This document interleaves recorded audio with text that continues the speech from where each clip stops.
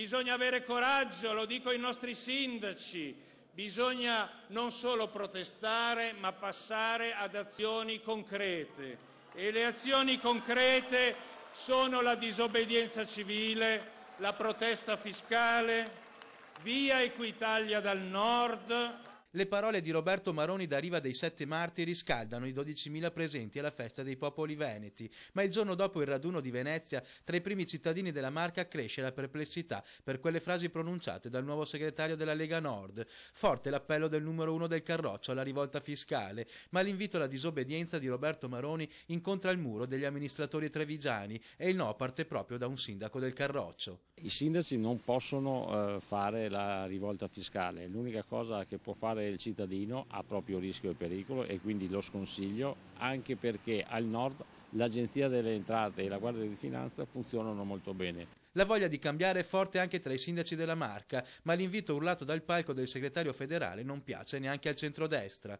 Dico che sarei tentato sinceramente, anche se credo ancora alle norme e quindi al rispetto della legalità. La situazione non cambia per i sindaci del PD, contrari a qualsiasi disobbedienza. Penso che sia una delle solite trovate, perché quello che bisogna fare in questo Paese è abbassarle le tasse, non invitare alle rivolte fiscali, anche perché chi dovrebbe fare la rivolta? I cittadini, prendendosi tutte le conseguenze negative.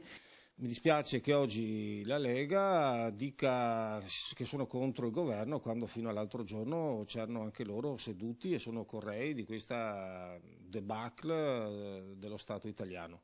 E sul no ad Equitalia il numero 1 leghista trova l'appoggio dei sindaci trevigiani del centrodestra. Il problema non è di nord o sud di Equitalia, è che Equitalia effettivamente ha concluso la sua ragion d'essere, secondo me, e quindi mi pare peraltro sia già prevista la sua soppressione per fine anno, e credo che non possa essere che così. Gli imprenditori onesti, che sono gli imprenditori che hanno fatto forte il nord-est, lo spirito veneto, non debbano essere presi per il collo, ma chi vuole pagare deve essere messo nelle condizioni di poter pagare come fanno negli altri paesi d'Europa.